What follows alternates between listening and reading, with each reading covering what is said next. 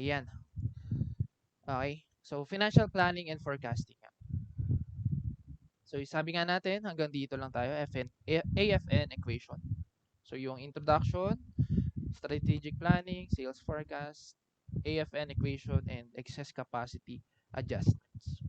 Yung forecasted financial statements, pwede mong basahin on your own.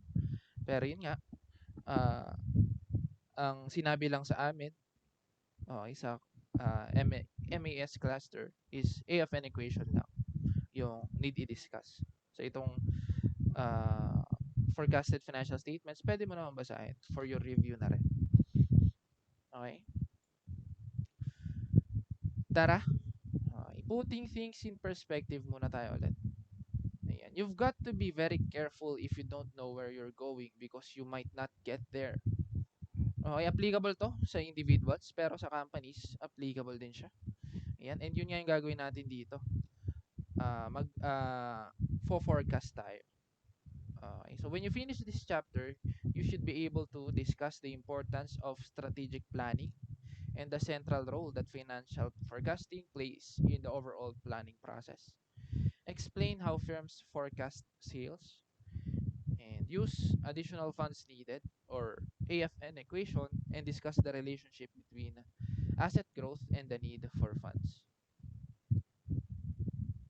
Okay, so ayan, hanggang dun lang, no? Ito, explain how spreadsheets are used in the forecasting process, hindi na yan. And yung ibang parts. Okay, start na natin para mabilis tayong matapos. Ayan. Ito, theory part muna, strategic planning. Dati, no, nung nag-aaral ako, may separate subject kami dito, STRAMA o Strategic Management. So, I believe, kung nagbago man yung curriculum nyo ngayon, meron pa rin naman sigurong subject na medyo hawig doon sa strategic management, no?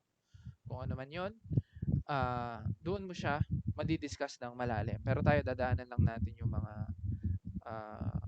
ang tawag dito, terms dito. Okay, para at least kapag lumabas sa exam mo, masasagutan mo siya. Management textbooks often list the following as the key elements of a strategic plan. Una, mission statement. Ano ba yan? A condensed version of a firm's strategic plan. Yan. So, nagbigay na example dito. Ayan. Our mission is to be the world's premier consumer products company focused on convenient foods and beverages.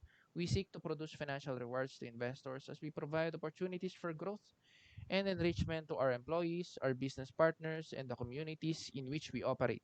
And in everything we do, we strive for honesty, fairness, and integrity. Actually, yung mga example dito, ikaw na lang magbasa, no? Okay, tingnan na lang natin yung definitions. Ayan, so yun yung mission statement, no? Again, condensed version of a firm's strategic plan. Next, corporate scope. Ayan, defines a firm's lines of business and geographic areas of operation. Self-explanatory naman, no? Corporate scope. Binabanggit dyan yung lines of business na mayroon yung isang company and yung mga areas kung saan siya nag-ooperate. Next, statement of corporate objectives. Yan, sets forth specific goals to guide management. Self-explanatory din. Objectives, goals. Okay, then dito binanggit lang merong qualitative and quantitative objectives. Yan, and yan, nagbigay ng example, General Electric, no? GE also rewards managers generously when they meet their targets. So yung targets na yun yung objectives. Okay, self-explanatory naman yan. Next, corporate strategies. Okay, ano ba yan? Broad approaches developed for achieving a firm's goals. So yung strategies, approaches, self-explanatory din naman. Yan, tingnan mo lang para hindi ka bago dun sa terms. Kung sakali man ngayon mo lang siya may encounter. Next natin, operating plan provides management detailed implementation guidance based on the corporate strategy to help meet the corporate objectives. Operating plan, yan na yung detailed implementation guidelines. Kanina strategy, broad approaches. Okay? Dapat alam mo yung difference, no? Strategies, broad. Itong operating plan, detailed implementation guidance. Okay, next natin, financial plan. So ano to? The document that includes assumptions, projected financial statements, and projected ratios and ties the entire planning process together. So ito, financial plan o yung forecast ng financial statements. Ito yung pag-uusapan sa bandang dulo ng chapter, no? Pero yun nga, hindi na natin siya dadaanan kasi hanggang doon lang tayo sa AFN equation. Pero ikaw nga, pwede mo siyang basahin. Yan, okay? Includes assumptions, projected financial statements, and projected ratios, and ties the entire planning process together. Okay. Ayan, so financial planning as described previously is often called value-based management, meaning that the effects of various decisions on the firm's financial position and value are studied by simulating their effects within the firm's financial model. Ayan. Again, familiarize mo lang yung sarili mo dito sa mga terms na to.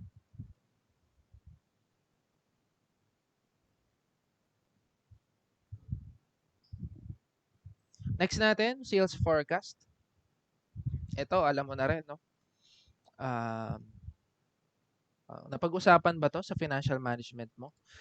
Okay, siguro, no? Malamang pinag-usapan yan, sales forecast. Pero yun nga, discuss pa rin natin dito. Financial plans generally begin with a sales forecast, which starts with a review of sales during the past 5 years, okay, shown as a graph such as the one in figure 6.1. So ito, yung forecast niya for 2011, 2012, 2013, 14, and 15. Okay, so yun yung 5 years. 1, 2, 3, 4, 5. Then yung for 2016, projected lang. Okay, so tinitingnan ano yung likely na maging sales no 2016.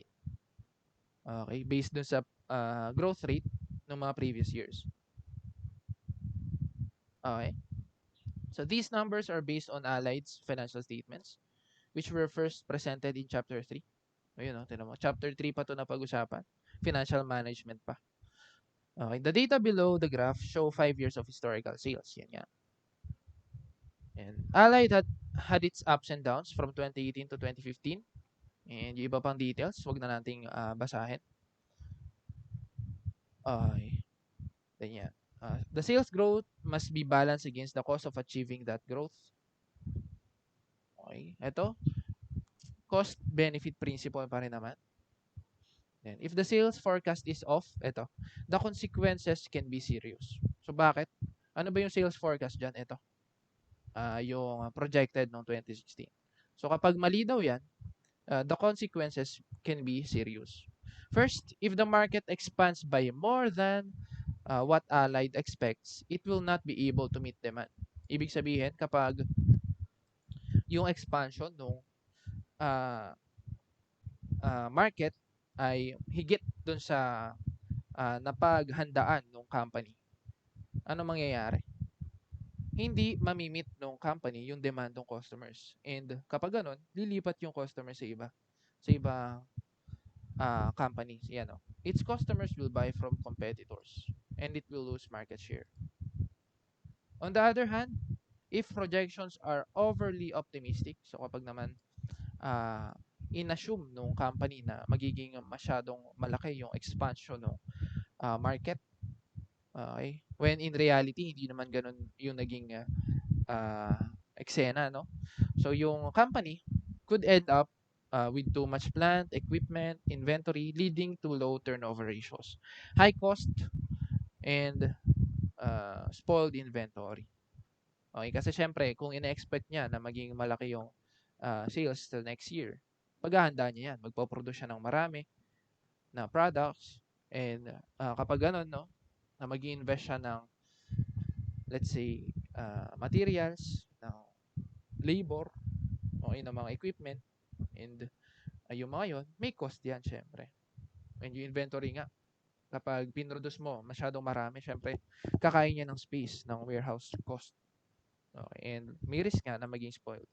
So both, no, kapag masyado tayong optimistic at hindi natin nakita na magiging maganda yung market, pareho yan, may consequences. So, dapat accurate yung forecast natin. Okay, note that the sales forecast is the most important input in the firm's forecast of financial statements, okay, including in the projected EPS, which we cover in section 6-4. So, mamaya yon, no, sa dulo. Yun nga, hindi na natin pupuntahan yan. Pero yan, at least, sales forecast, most important input in the firm's forecast of FS. Excuse me. Ayan. So, dito na tayo. AFN equation. Okay, baka may question ka pala. Unmute ka lang. Okay, inom lang akong tubig.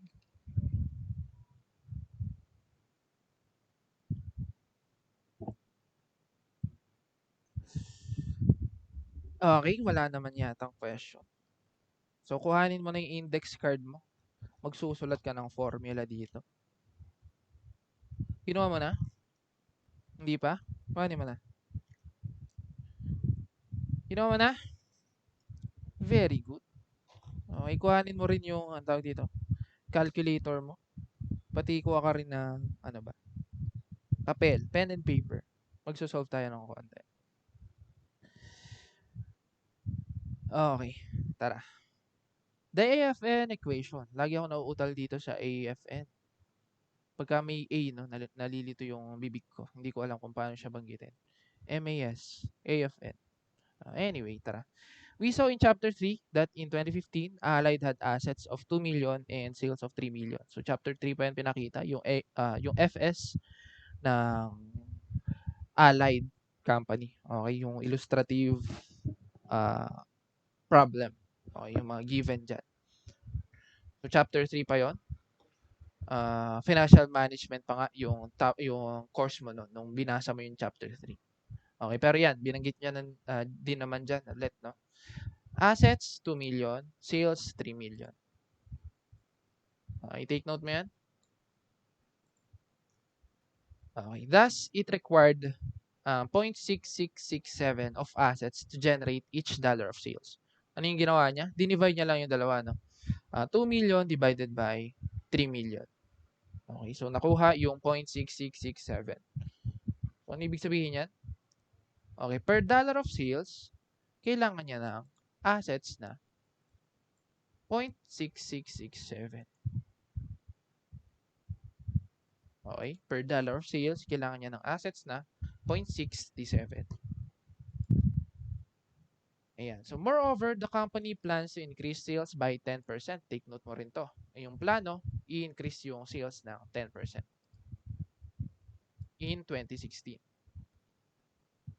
Okay? So, parang yung ginawa dito, no? Yung sales forecast, nasa na yun? Mag-load ka, dalian mo. Dali. Ala. Ay, nawa. Isa pa. Ayan. Ayan. So, dito, no? Nag-project. Okay, tingnan mo to, 2015, yan yung huling data na available. Tapos yung for 2016, pinroject lang. Okay, so sa case natin, sa Allieds, sabi niya, mag-increase daw ng 10% yung sales by 2016. Okay? Kung 10%, ilan yun? Magkano yun? Ang current na sales niya is 3 million. 10% ng 3 million, 300. Ay, wait.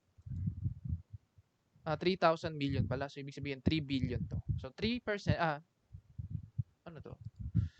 10% ng 3 billion is 300 million. Okay, tama ba? Tama, yan. Ano nangyari dito? Flashcards. Wait lang guys, commercial lang. Naglolo ko siya. O may napindot akong mali. Ayan. So, 300 million in 2016. Yan yung increase in sales. Okay. And dito, nilagay niya din naman yung formula. No? Increase in sales is equal to triangle sales. Ano ibig sabihin ng triangle? Delta yan. Ano, kung babasahin mo sa Greek alphabet. Yung triangle, delta. Ang ibig sabihin niya, difference or change in. Okay? So, change in sales. is equal to 10% times 3 billion, 300 million. Take note mo yan. Assuming the assets to sales ratio remain constant. Ano yung assets to sales ratio? Ito yun. 2/3. Okay. Allied will need an additional 200 million of assets to support the 300 million increase in sales. Okay, paano yun na-compute? Minultiply lang no, yung 300 million na increase in sales doon sa fraction na sinolve natin kanina, yung 2/3. Okay, so yan. Required increase in assets is equal to change in sales multiplied by the fraction. Yung assets over sales na fraction. Sige. Sulat natin no, para hindi ka malito. Ayan.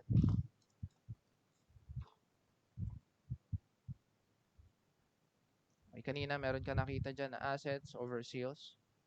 Nakuha natin yung 0.6667. Then yung projected increase in sales, yung change in sales, is equal to 300 million.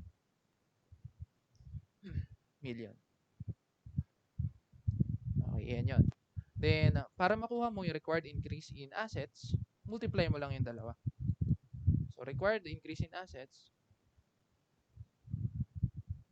increase in assets is equal to 0.6667 times 300 million. Okay. Makukuha mo dyan, 200 million. Try mo nga.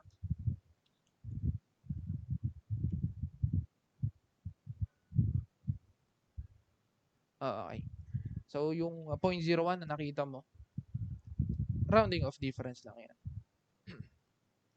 Sulat mo to no, sa index card mo, pero madali naman siyang tandaan.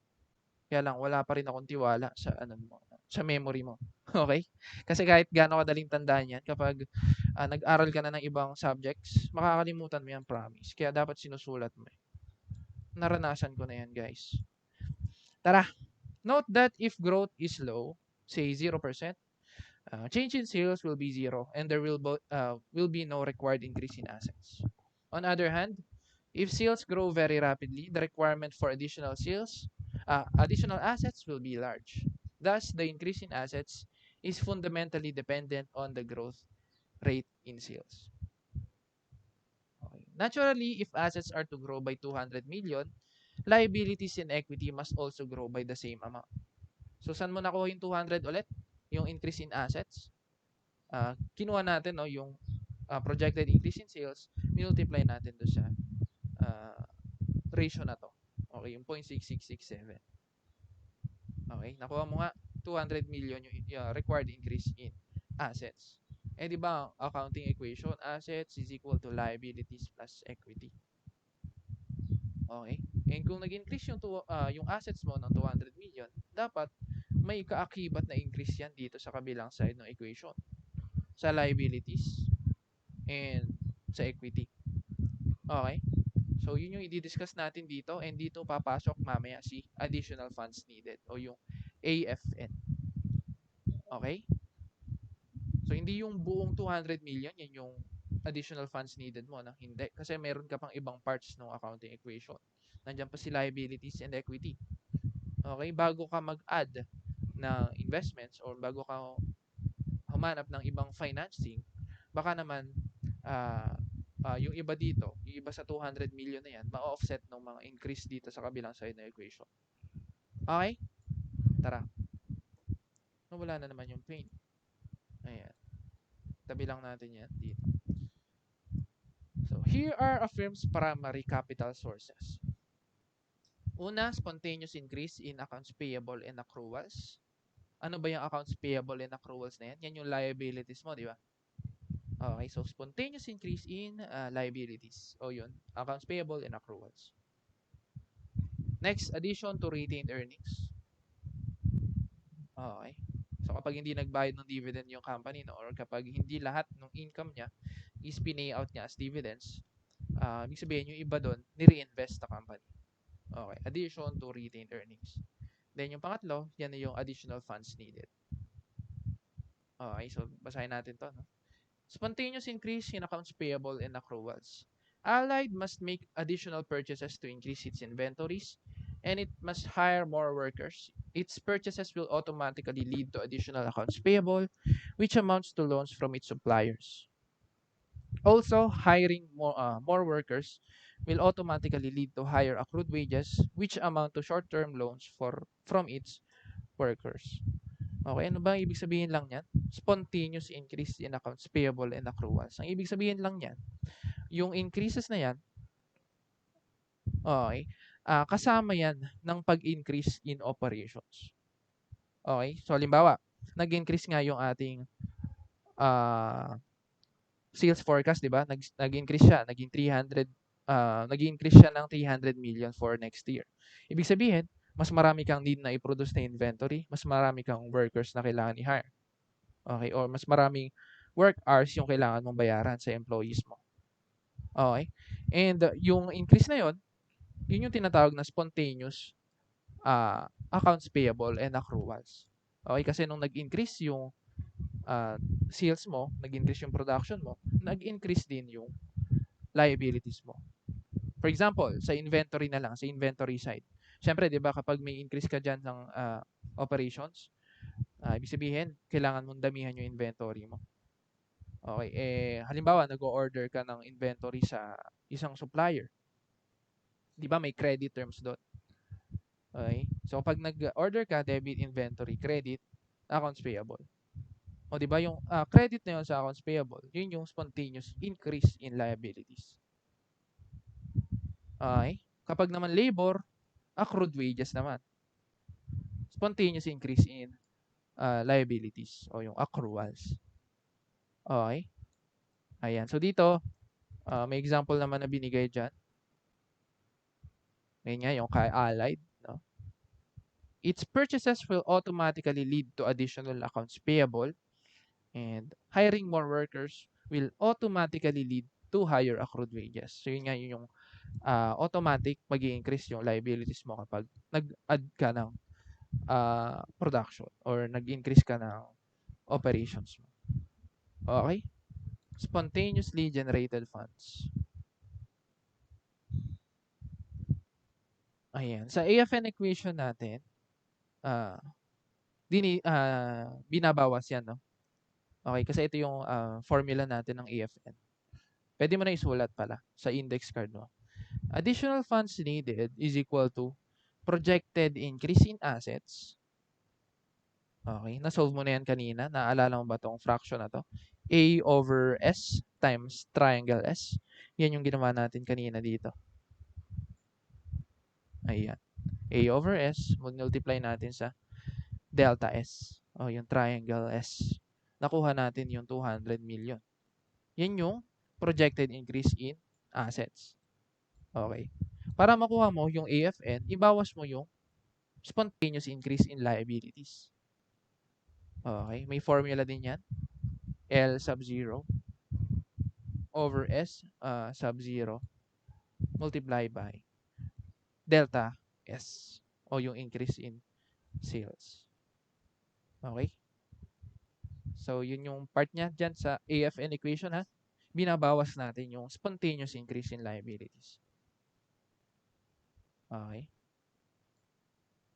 Next natin, addition to retained earnings. So, assuming Allied does positive earnings and does not pay out all of its earnings as dividends, yan yung sinasabi natin, no? Its retained earnings will grow. The addition to retained earnings depends on the firm's profit margin and its retention ratio. Okay, tingnan mo, nakita mo yung profit margin dito. Financial management yan na topic, no? So, naalala mo pa ba yung profit margin na yan? Na formula o yung formula ng profitability ratio, no? Under siya ng profitability ratio. Okay, so profit margin is equal to net income over sales. Okay. So, ayan, recap lang.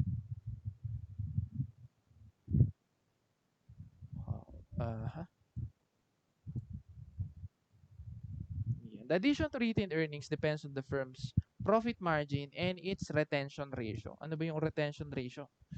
Ito yung 1 minus dividend payout. Inaalala mo pa ba yung dividend payout ratio? Yun yung portion na binabayad as dividend.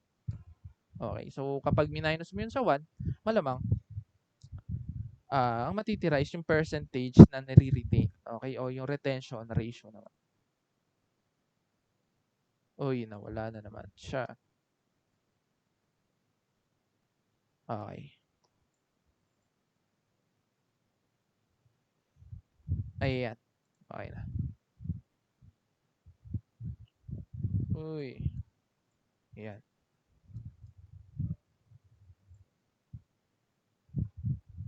Okay. So ito, addition to retained earnings. So saan naman yan na part? Okay, this addition to retained earnings will help finance the growth. Okay, so dinededuct din yan dito. Increase in retained earnings. Okay, formula is, ayan. So yung M, yun yung profit margin. Multiply by S sub 1 o yung projected sales ng sa susunod na taon. Okay, kapag kasi may nakita kang mga sub-sub na yan, so halimbawa S sub 0, ang ibig sabihin lang yan, sales niya today. Ito namang S sub 1 next year. Okay, so ito yung S1 na makikita mo dito, yan yung projected sales. Okay, multiply by M, yung M is yung profit margin. Okay? Ayan, multiplied by 1 minus payout ratio, yung dividend payout. Itong 1 minus payout, yan yung retention ratio naman. Okay? Ayan. Okay, sulat mo na sa index card mo itong formula natin ng AFN. Okay, sige, rewrite natin dito sa Paint para at least mas maganda. Burahin lang natin yung nasa Paint ko. Ayun yung mabura. Sige, dito natin iburahin. Field. Solid color. Ayun. Okay. So, sulat lang natin ulit dito, no, yung AFN formula. Okay. AFN is equal to yung projected natin na increase in assets. Ayan. Sige, wag na natin i-rewrite itong projected something.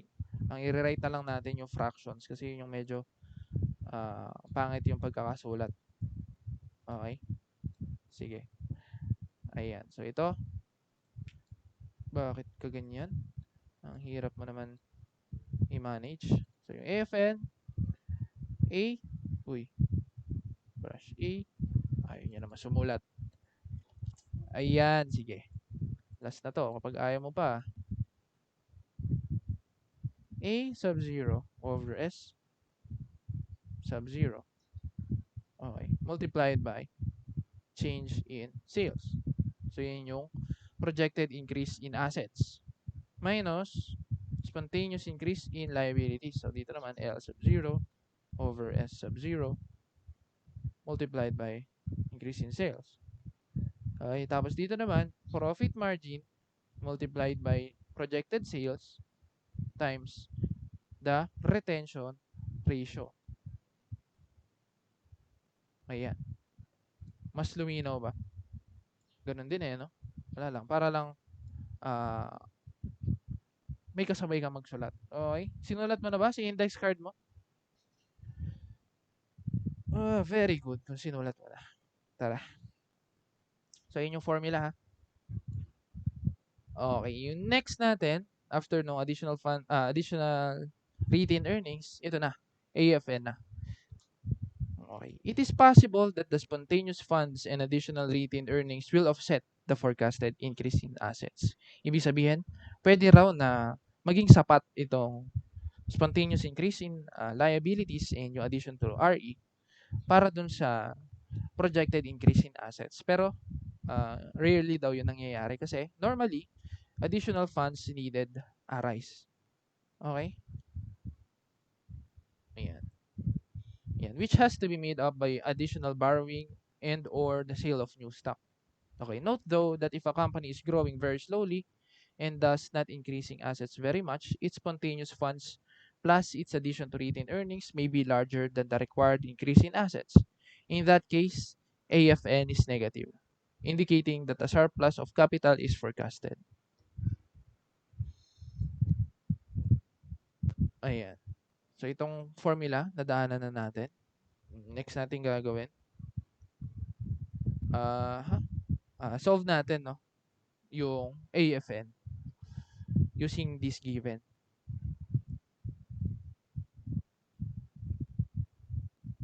Okay. So ito, yung nasa Excel. Yan. Part 1, 2015 data from chapter 3. Okay, so makikita mo dyan yung assets at year-end ng 2015, 2 million. Okay, substitute na natin dito, no? Assets, 2 million. Yung A, yun yung 2. Billion pala yan, no? Okay, then, sales, sub-zero, o yung 2015 sales. Take note mo yung mga, ano dyan, subscript dyan, ha? Baka malito ka. Okay, 2015 sales, 3 million. Then, saan pa natin pwedeng i-substitute yan dito? 3 million. Okay. Then, 2015 net income, 117.5. 2015 dividends, 57.5. Liabilities, okay, o yung accruals plus payables. Ayan. At 2015, 200. Okay. Ayan. Which increase spontaneously with sales. Yan yung sinasabi natin kanina, no? Spontaneous increase. Bakit ayaw mong sumunod? Ayan. So, 200 yung liabilities o yung accrued, yung increase in accruals and payables. Ay, ano pala, no? Yung accruals and payables mismo. Hindi yung increase. Okay, medyo nalito lang ako doon. Okay? Ayan. So, dito, part 2, data used in the AFN equation. 2015 ratios held constant. Ayan. Growth rate in sales, yung G. Yan yung binanggit kanina doon sa problem, no? 10%. So, yun nga yung ginawa natin, no? Nung nakuha natin yung 300 million. Ano? Kasi yung current sales is 3 million times 10% na growth is 300. Okay? So, lagay na natin dito. 300 yung increase in sales.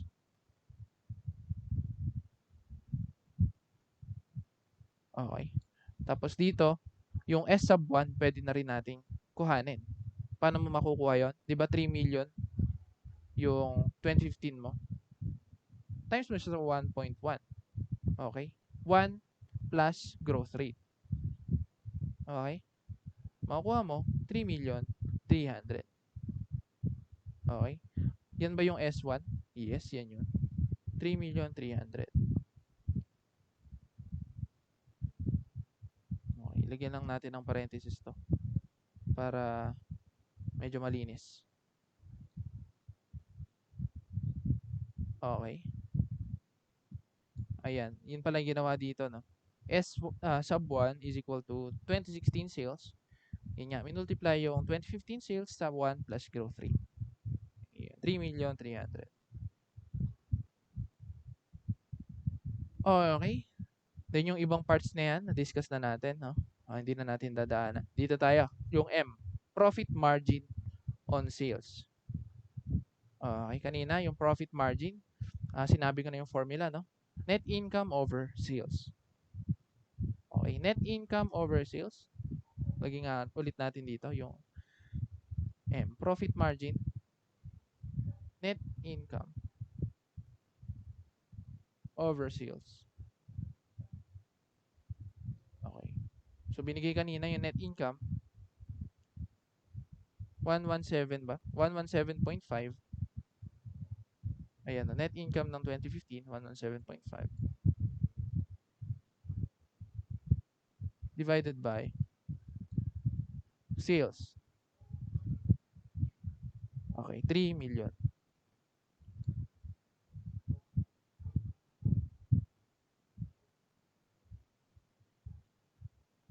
Ayan. Pero dito kasi nag-round off siya, no? 117.5 divided by 3 million. Okay.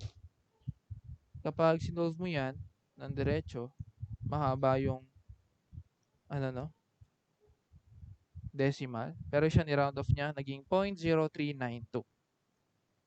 Ayan. So, 0.0392. Take note mo yan. No? Ayan. Sige. Tapos ito, yung 1 minus dividend payout ratio. Yan yung retention ratio. Okay. Binigay ba niya yung dividend? Ayan pala. Yung 57.5. Okay. So, yung 57.5, dinivide lang siya sa net income. Okay? So, sulat natin dito ah. Mhm. Ayan. Burahin lang. Bura, bura, bura. Dividend payout is ito. 57.5 divided by 117.5. Okay. Ayan. So, makukuha mo dito 0.4894 is equal to 0.4894. Okay. Para makuha mo naman yung retention ratio, isusubtract mo lang yan from 1. Yun yung kailangan mo kasi yung retention ratio para makuha mo yung increase in retained earnings. So, retention ratio is equal to 1 minus 0.4894. So, 0.5106. Okay? Ayun. 0.5106. Ayan. Okay? So, yun yung kailangan mo dito sa equation natin dito. 0.5106. Yan o. Okay, itong part na to, itong dalawa, medyo madali lang yan, no? Dito lang medyo tricky ng konti, pero madali lang din naman yan. Kailangan mo lang yung profit margin. Okay. Tapos kailangan mo yung projected sales. Tapos kailangan mo yung payout ratio. Okay, siguro sa una malilito ka kasi pinag-aralan mo yung mga yan, yung mga ratios na yan. Financial management pa nga. Okay, pero kung siguro napag-aralan natin ng financial management, easy lang din sa iyo to. Okay, tara, solve na natin. Magkano yung AFN?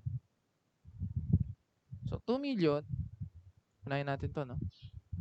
Kaya lang baka magkaroon ng rounding off difference dahil nagra-round off si libro. 2 million divided by 3 million times 300. 200 yan. Burahin lang natin yung ibang parts dito.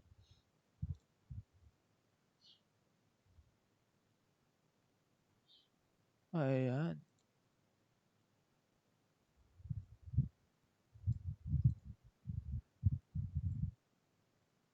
Ayan. 200 to. Minus 200 divided by 3 million, 3,000 multiplied by 300, 20. Tapos minus 117.5 divided by 3,000 times 3,300. Okay. Times 0.5106. 65.99. So, gawin na lang natin 66. Okay. Ang AFN natin, 200 minus 20 minus 66, 114.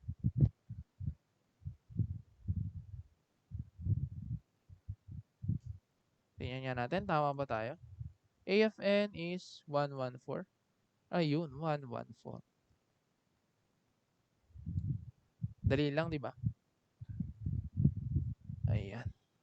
Nasundan ba yun, guys? Paki-raise naman yung hand kung nasundan.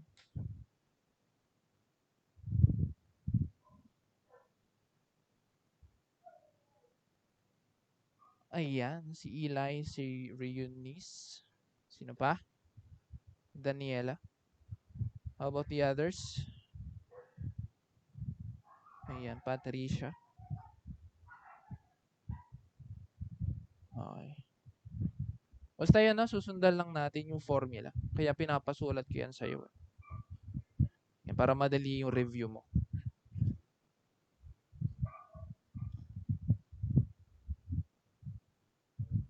Okay. Ayan. Tapos dito sa bandang baba, naglagay din siya ng for sensitivity analysis. Okay, pero ito, masosolve mo to na mas mabilis kapag nag-Excel tayo. Okay, kaya lang, di mo nga siya pwedeng gamitin ano, sa compre mo, sa mga exam mo sa academe. Okay, kaya, sige, mag-try lang tayo dito ng isa lang.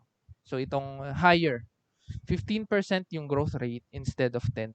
So, solve natin to para may practice ka na rin. Okay. Ayan.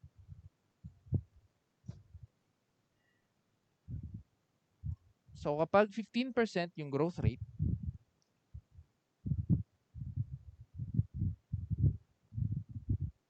teka, paano ba natin ito binura kanina? Ayan.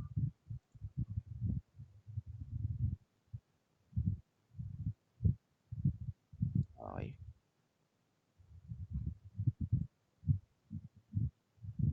Yan.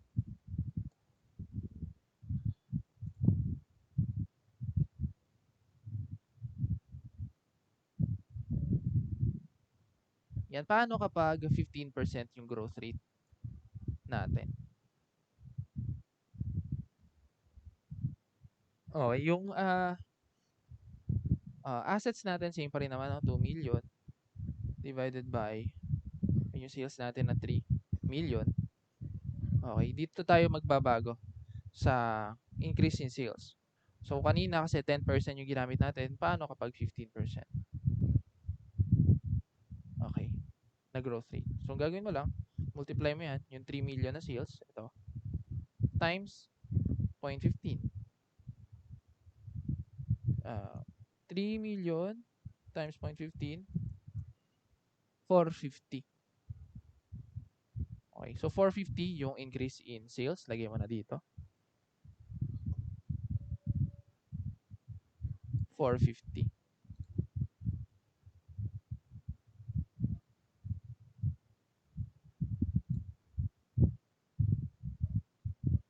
Okay.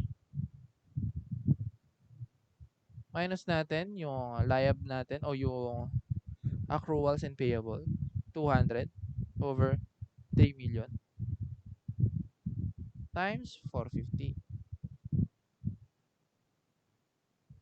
Minus natin yung 117.5 over 3 million. Okay, multiply natin dun sa sales forecast natin. So this time, 3 million times 1.15. Okay, so magiging 3 million 450. Okay, 3 million 450. Times natin dun sa retention ratio na 0.5106. Okay, solve nga natin to.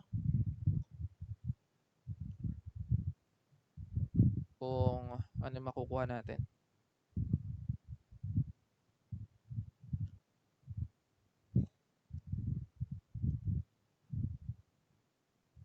So dito, sa first term natin is 300. Pangalawa,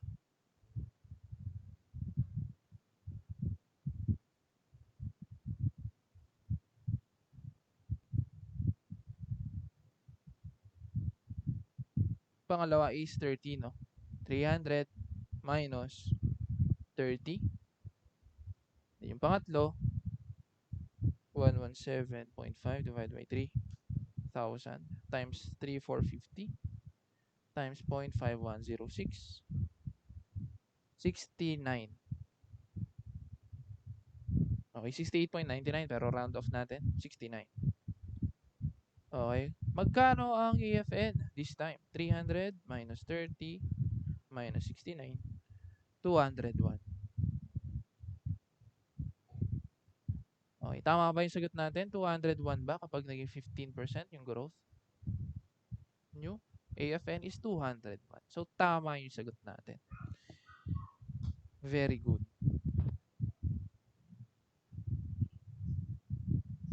Ayan. So, yung ibang scenario dito, pwede mo ring i-try on your own, no? Pang practice mo na rin. Okay, ito merong additional lang na info, no?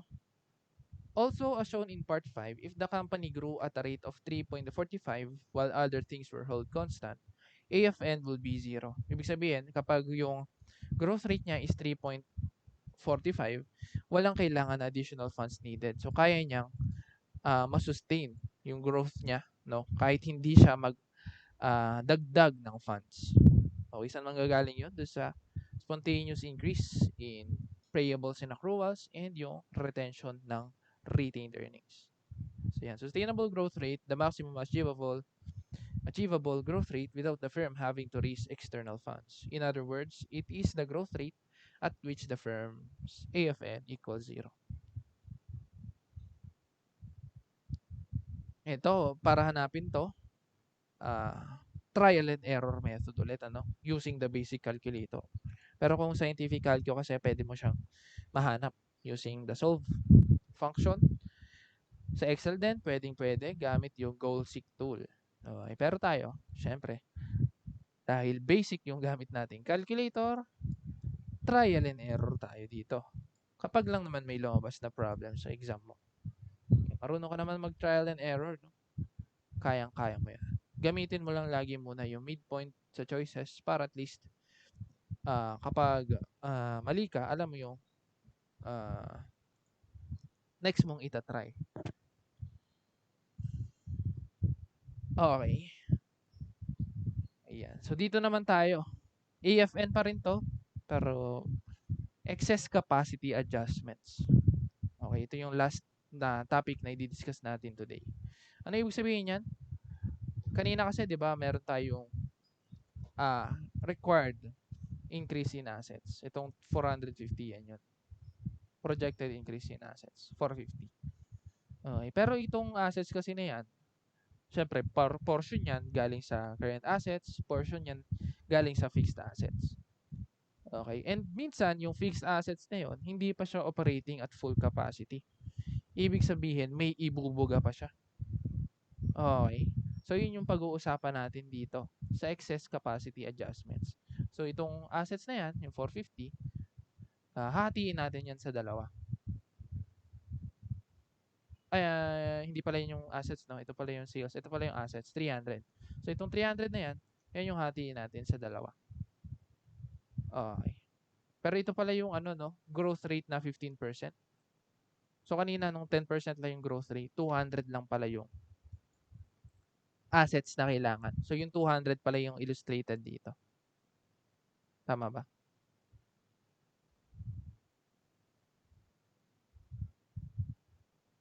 Okay, yung 200 nga. So, yan. Yung 200, hatiin natin yan sa dalawa. Dito, merong inassume lang na hatian, 50-50 lang.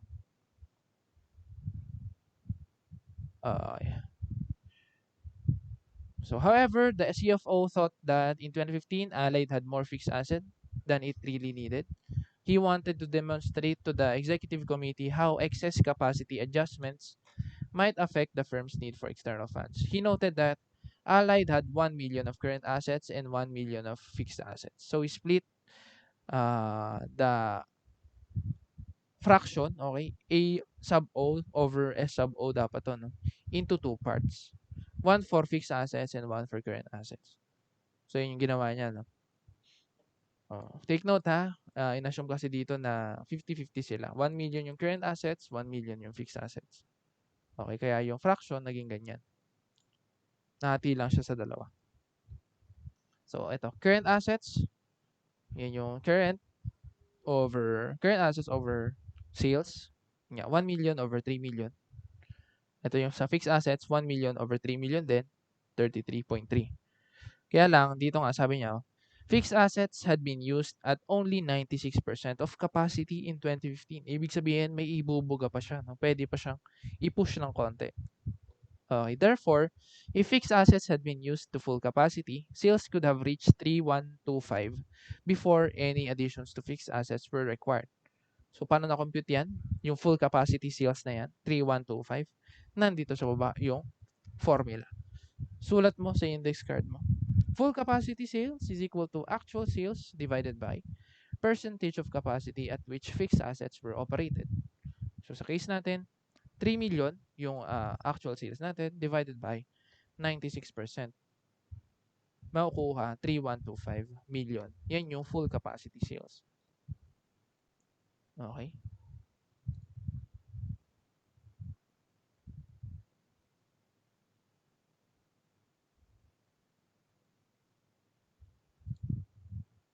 Ayan. Full capacity sales. Sales. Ano ba yan? Ang pangit ng sulat ko. Sige, yun yung actual sales. Ayan. Which is 3 million divided by percentage of capacity at which the fixed assets are operated. So, 96. Makukuha mo dyan. 3125. Ayan. So, yan. This indicates that Allied's target fixed assets ratio should be 32% rather than indicated 33.3 calculated previously.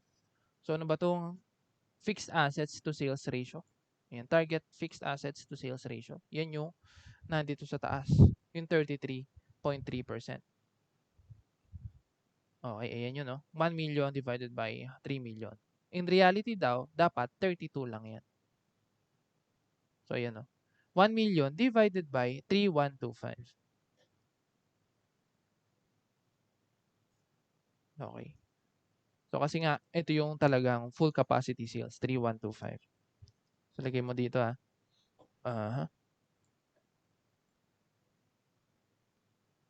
Ito yung target fixed assets to sales ratio. Ang haba ng pangalan, no? Target fixed assets over sales ratio. Okay, ito yung fixed assets mo. Tapos yung 3125 na full capacity sales.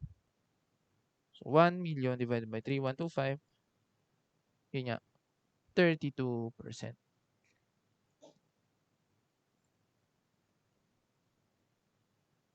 Okay. Under these conditions, sales could increase to 3125 with no increase in fixed assets. Ibig sabihin nga kasi, kapag inoperate mo at full capacity yung fixed assets mo, kaya mo pang mag-produce na additional 125 million. Okay? And sales increase to 3,300,000 would only require 1,056 of fixed assets or an additional 56 million of fixed assets. Okay, so ito, paano naman siya kinuha yung 56 million additional assets? Ayan, no?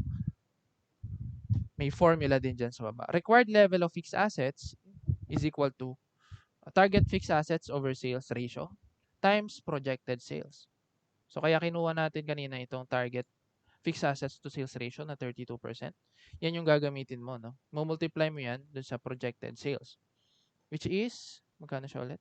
3,300,000.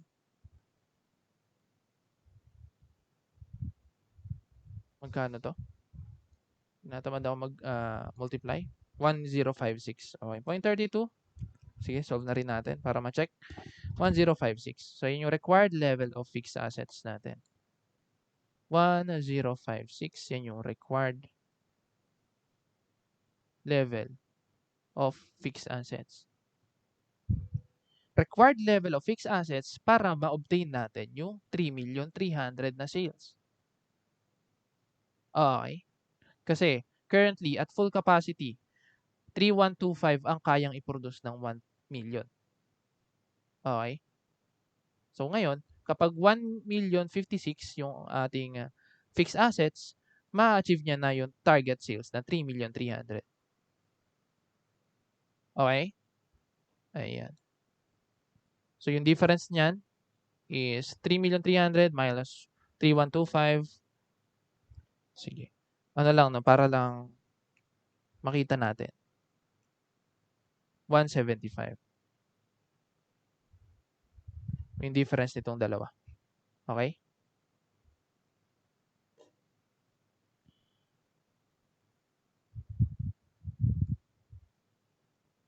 Ayan. So, yun nga. Yung required level of fixed assets mo to achieve 3,300,000 na sales is 1,056 million.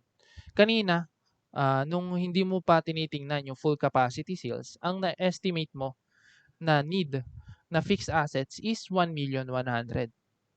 Okay? Saan mo nakuha yan? Yung 1 million na current mo na fixed assets, multiply mo lang siya sa growth rate o 1 plus growth rate o yung 1.1. So, makukuha mo 1,100,000. Okay? Akala mo kanina 1,100,000 yung kailangan mo na fixed assets. Okay? Yun pala, hindi pa operating at full capacity yung 1 million na yan. Okay? Nung inoperate mo na siya at full capacity, nasabi mo na 1,056,000 lang pala yung totoo kong kailangan. Okay, so may difference yung dalawa, no? Yung kanina mo, yung earlier estimate mo, 1,100,000 minus yung talagang required na level. May difference yan na magkano? 11 minus 1056, 44 million. Okay, so yung 44 million difference in fixed assets needed. Okay, thus, the existence of excess capacity in its fixed assets would lower Allight's required AFN. So, kanina kasi, nung hindi mo pa tinitingnan yung full capacity, 114 million yung na-compute mo na AFN. Minus mo lang, i-subtract mo lang yung 44 million na difference in fixed assets needed. So, makukuha mo 70 million. 114 minus 44, 70. Ayan. Okay. So, yan.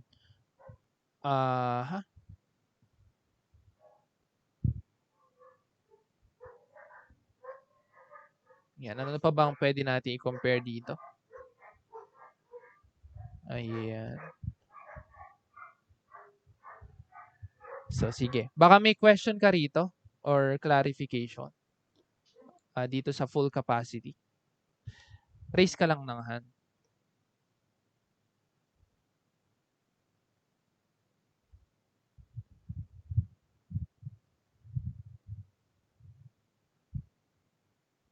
Ayan. Mukhang wala naman, no? Ayan. Gets ba yung concept? Kasi nga, no, ang point lang naman dito is, yung fixed assets kasi minsan hindi nga siya nag-ooperate at full capacity. So, bago tayo maghanap ng AFN, make sure natin na at full capacity yung fixed assets. Ano? Siyempre, kailangan pakinabangan mo yung kabuuan ng fixed assets na yan. Okay.